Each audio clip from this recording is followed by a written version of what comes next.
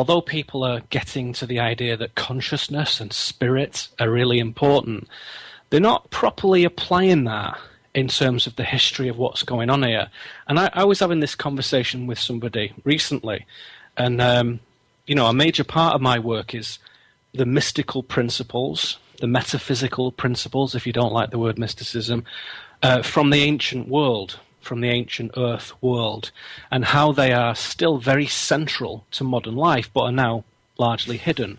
So that those mystical principles of magic and manifestation and creation and destruction, they're not part of the mainstream dialogue anymore. They're entirely separated out from consensus reality. So let me get a bit esoteric here with you for a moment, if you would indulge me, Brooks. I love esotericism. Go ahead. Okay. Let's talk about the ritual magic element of what's been going on at the Boston Marathon for a moment, because I see some value in considering the question of psychological operations, psyops, from a metaphysical angle, not just the practicalities and the tactical things, as well as the psychological effects we talked about earlier, propagated through the media and so on. There is also a further, more mystical law being exercised with the Boston Marathon, right? One that requires blood to be spilled, okay? Right. And in other words, it is a sacrifice, a ritual sacrifice. And sacrifice is something that was taken and co-opted from the ancients, and it was distorted and changed into something else. They didn't approach it how we have these images of these savages in beads with blades cutting virgins' throats. It wasn't like that at all. The whole thing was modified to serve the negative emanations of this world, and now its sacrifice is indeed very much a dark piece of magic. So let's take an example, right?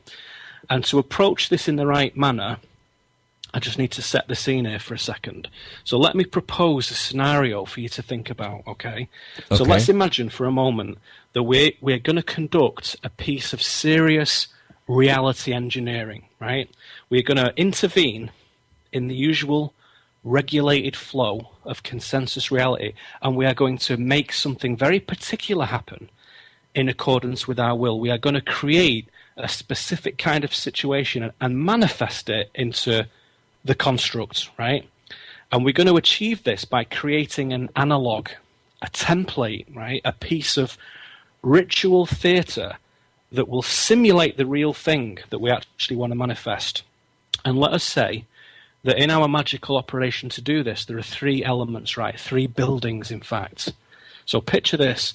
Building A, right, is a building in which a simulation of a live shooting is taking place, right? A live shooter training drill simulating the sort of calamity of a rogue shooter killing innocent people, with all the planning and drama and guns and screaming kids and hiding and grief that entails. So that's building A training exercise. Building B is a secret building, let's say, in which an experienced magical practitioner is harnessing certain powers, certain forms of essentially electromagnetic radiation that science is a bit sketchy on at the moment, and he is harnessing these potent fourth density forces based on the situation, the simulation that is occurring in Building A. He is harvesting and focusing the sort of fountain of human consciousness, the energies of violence and fear, and the huge emotional outpouring.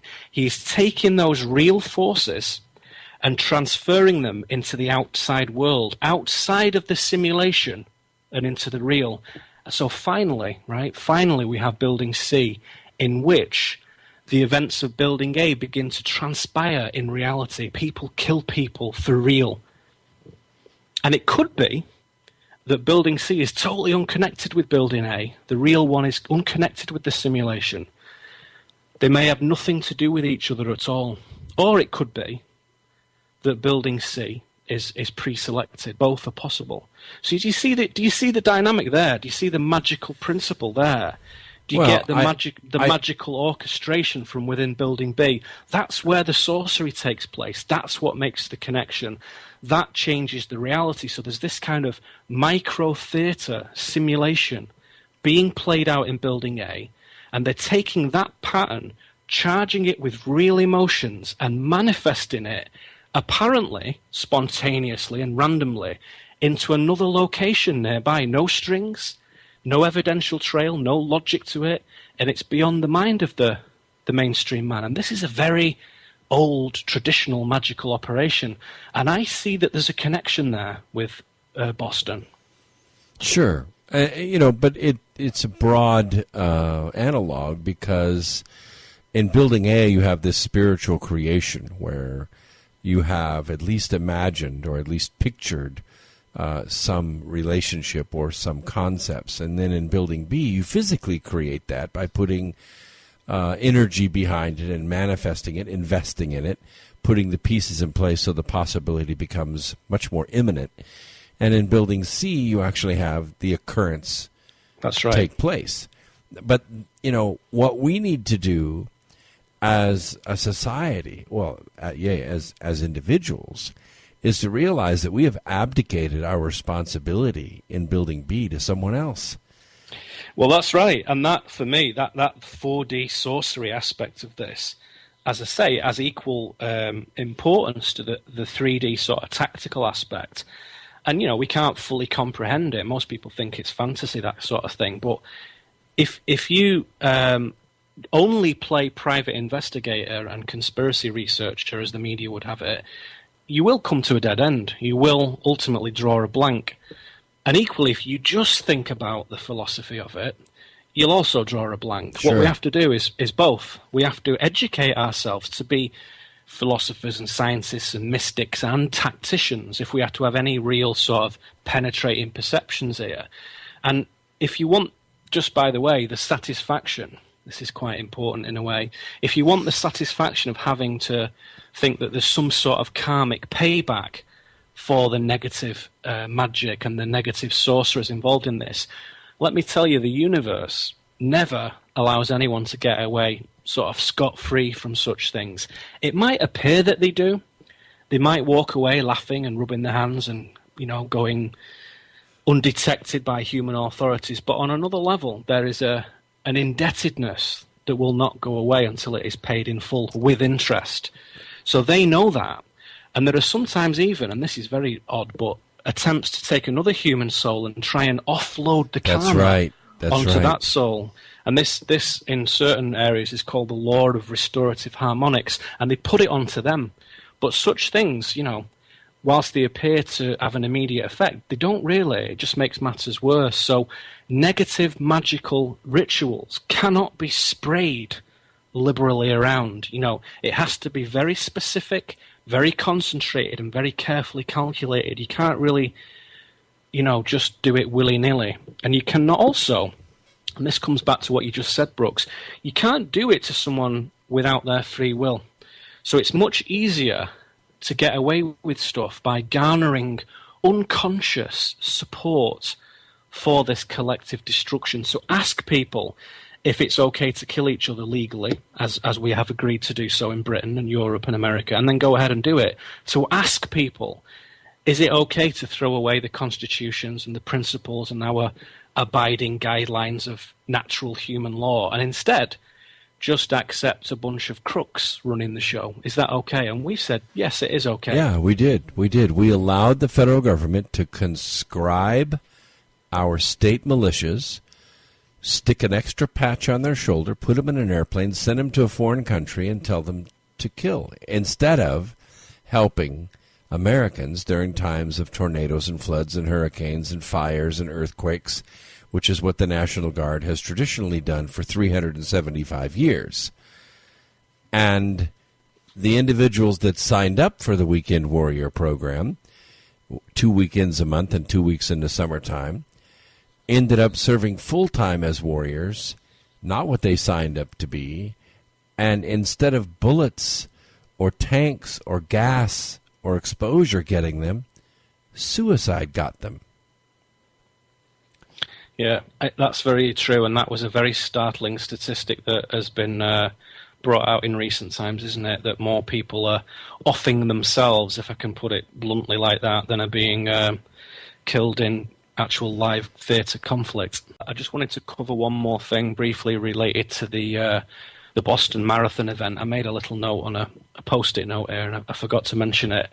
So it's a bit disjointed, this, from the original part of the conversation, but back to the sort of esoteric angle of that, we talked about some of the sorcery of using analogues and creating a pattern and then making that go out into the real world. Well, another thing that's special about that particular date, April the 15th, is that it's unusual in if you look at sort of Golden Dawn and Rosicrucian inspired, Egyptian numerological correspondences. 105 is a very important number, and April the 15th is the 105th day of the year. So when a magical exercise is conducted, they don't do it just on any day. They choose the day very carefully. And 105, in their magical traditions, to the best of my knowledge, is associated with subversion, ruin, and change, right? Now, as I said before, you can't fully comprehend what's happening here until you know both situations in this play. So we have to just consider this information. Whether you think it's relevant or not is something to decide later, but we have to consider it. April the 15th is also the festival of Ba'ast, or Ubast, the Egyptian cat goddess. And this deity has been consistently worshipped since around 3000 BC, 5,000 years ago. And the cult of Ba'ast was centered in a place in the Delta region along the Nile. You might have even been near it. A place called Bubastis. Sounds a bit like Boston to me. And there were wonderful stone statues of this goddess, the Eye of Ra, the Lady of the Flame as she was known. Originally she was lion-headed and solar, and then later became depicted as cat-headed and lunar, of the moon.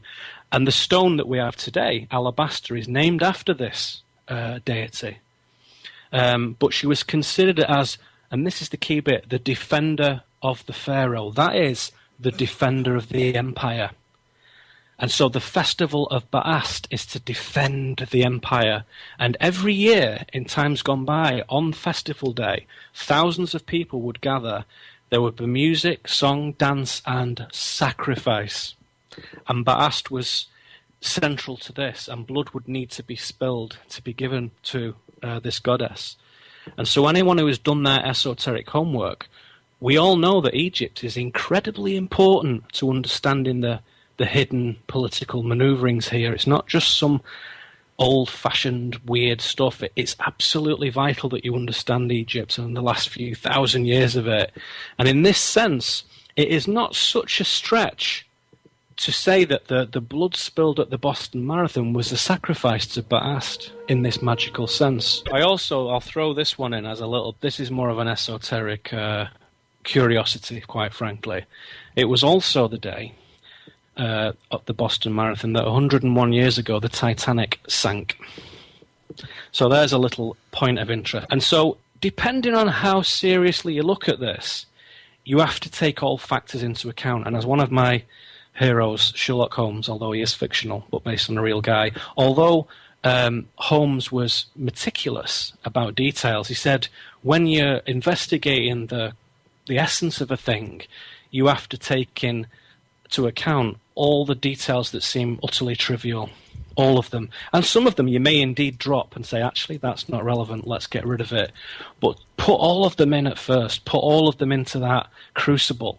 And then when you bring your flame to it, your fire of thoughts, your gift of divine reason, your lucidity, then the things that are untrue will burn away and will disappear. And what's left will be the truth.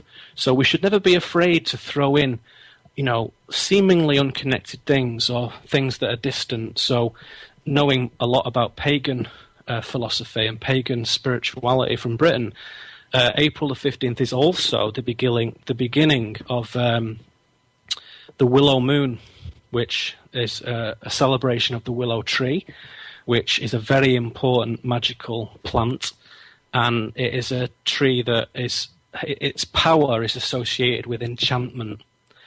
And the media, the corporate media, if they aren't doing an enchantment job on the minds of the people, then I don't know who is. Oh, yeah. In fact, I have a listener out in Arizona that just mentioned this is the first public sacrifice to have 21st century media coverage. Right. So I think it's viable, and I think it's appropriate that sometimes we consider this as enchantment, as not in the kind of glorious, lovely, radiant way, but as a negative spell, enchanting somebody against their will to do something that is in dishonor. And I think it's absolutely appropriate to see the sorcery behind that. And if anybody doubts it, go back in the history books, go to Greece, go to Rome, and look for patterns that are just like this, where not only were the events orchestrated, which is, where most people stop, right? The government orchestrated it, that's the end for us. But the question in everybody's minds is why? Why do they do these things? Why do they do these things? And my answer to that, the simple answer, which you then have to go away and unravel in your own time, is because low resonance human consciousness is a very good resource for beings trapped in negative dimensions. Right, it builds armies quickly. Very important. Yeah, it builds armies very quickly, and that's... It does, and so the theatre, although we have to take account of it and we have to understand it, the real lives, real heroes on the streets in Boston, real people dead now, they're real families with real emotions and real lives. There is nevertheless an orchestration of that energy at a level that many people do not take into account. And so if you do have a mystical awareness or mystical training or mystical initiation, which I do have all those things, then it becomes part of my self-appointed obligation, my duty, to say, well, let me tell you something else about what might be happening here. And with that, you can then go away and do some of your own studies. You can go and have a look at that yourself. And you can, not just with Google, but also with your own mind and your own intuition, your own connection to the universe, your own ability to gather with other people, a dark piece of magic. So let's take an example, right? And to approach this in the right manner, I just need to set the scene here for a second. So let me propose a scenario for you to think about, okay? So let's imagine for a moment that we're going to conduct a piece of serious reality engineering, right? We're going to intervene in the usual regulated flow of consensus reality, and we are going to make something very particular happen in accordance with our will. Although people are getting to the idea that consciousness and spirit are really important, they're not properly applying that in terms of the history of what's going on here. And I was having this conversation with somebody recently, and a major part of my work is the mystical principles, the metaphysical principles, if you don't like the word mysticism, from the ancient world, from the ancient earth world, and how they are still very central to modern life, but are now largely hidden to be spilled. Okay? Right. And in other words, it is a sacrifice, a ritual sacrifice. And sacrifice is something that was taken and co-opted from the ancients, and it was distorted and changed into something else. They didn't approach it how we have these images of these savages in beads with blades cutting virgins' throats. It wasn't like that at all. The whole thing was modified to serve the negative emanations of this world, and now its sacrifice is indeed very much so that those mystical principles of magic and manifestation and creation and destruction, they're not part of the mainstream dialogue anymore. They're entirely separated out from consensus reality. So let me get a bit esoteric here with you for a moment, if you would indulge me, Brooks. I love esotericism. Go ahead. Okay. Let's talk about the ritual magic element of what's been going on at the Boston Marathon for a moment, because I see some value in considering the question of psychological operations, psyops, from a metaphysical angle, not just the practicalities and the tactical things, as well as the psychological effects we talked about earlier, propagated through the media and so on. There is also a further, more mystical law being exercised with the Boston Marathon, right? One that requires blood